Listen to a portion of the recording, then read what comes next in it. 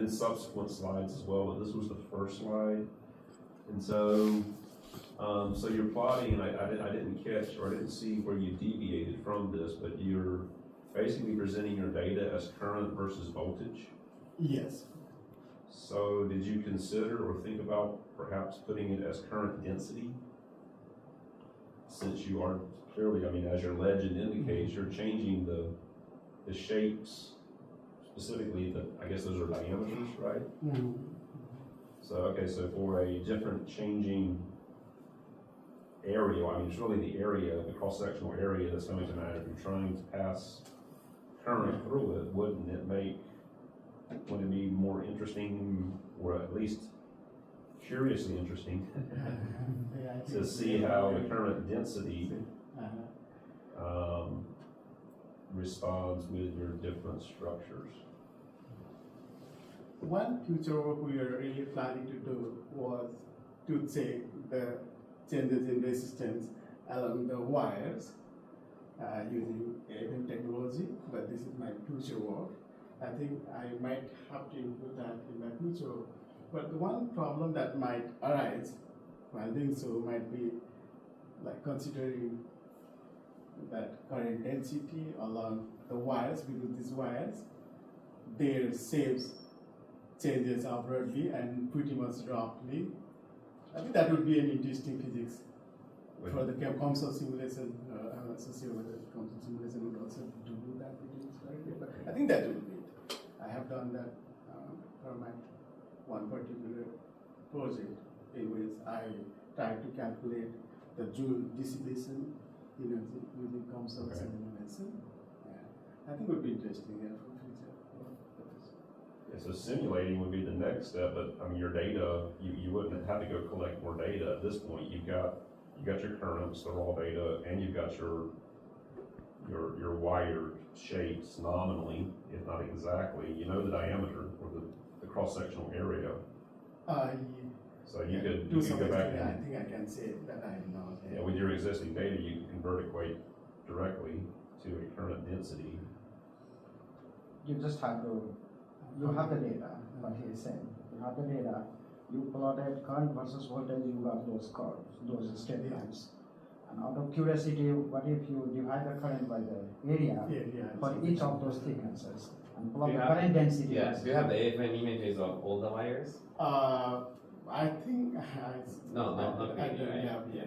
I have chosen some particular wires for the AFM measurements, and I don't know how it looks like if I go along all the nanos, because these nanowires, they changes their dimension throughout due to annealing. I think it would be a good project, but it might require some good investment time. So in that case, what I would suggest then is, I'm not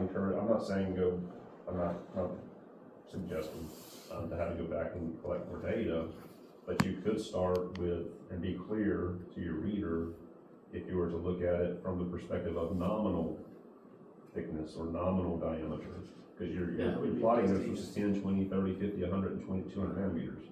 So you're making a representation that there has to be a size effect. Your current versus voltage is showing that. So you could plot current density as a function of, let's call it nominal cross-sectional area. And then, you could present as a future work, someone could go in and, okay, let's do the actual area. You're just saying, this is what I was targeting, and my best estimate based on the data that you have, these are this is what your area, and suggest as you're showing your other data that there are compounding factors. The area of the wire isn't constant. You're seeing some, which that makes it interesting because the weakest link in the chain, right? So I would expect that wherever your wire is narrowest, that's where the resistance is going to be greatest, where the current density is going to be greatest. That's probably going to be the failure point, or not the failure, but the controlling factor in the response that you're getting. Sure, Professor. Okay. I might include that in some future prospective work. Because it would be interesting. And just to maybe plant a seed, for certain, I would suspect if I were to hypothesize what you may get, good scientific method, speculate, create a hypothesis, then go prove or disprove it. I would suspect that for certain thicknesses, thicker to start with, your current density should start to look very similar, if not exact, and then at some point you may start to see a deviation as you get smaller in diameter. So that's indicating some other effect that's starting to take, that's starting to come into play. Oh, I think, because like, I think I might have been through that Anderson localization or some sort of scattering effect that might ask me a kind of, that might require a deeper physics as well. Would be interesting, but for our particular purpose, we just, I'm not so sure, but what we basically wanted to see is we have started to observe whether this heavy nanowire would really conduct electricity. We have been through a number of papers and we have seen their published paper, and they basically show kind of semiconducting behavior, and getting that very idea, I thought that whether these nanowires wouldn't be kind of applicable or useful for the future world. They basically describe that semiconducting nature, and in number of journals, I think I have been through as many as 14 journals or so, and most of them shows kind of semiconducting behavior for that temperature dependence resistivity, unlike that we have our kind of metallic behavior. Yeah. Okay. And meanwhile, they come up with a number of theories to describe the relation between resistance and length. And I read some paper, and they are really leading people from the European Union, European countries.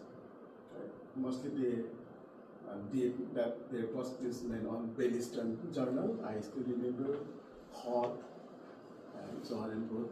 Bidorfe, they were the founding people to observe the resistivity dependence on thickness and length. They come up with localization and hopping phenomena. I think it was in early 1987, I'm not so sure, but then it was recognized as the Nobel Prize winning theorem. I think that Anderson was awarded with Nobel Prize. And meanwhile, I think we have done a lot of simulation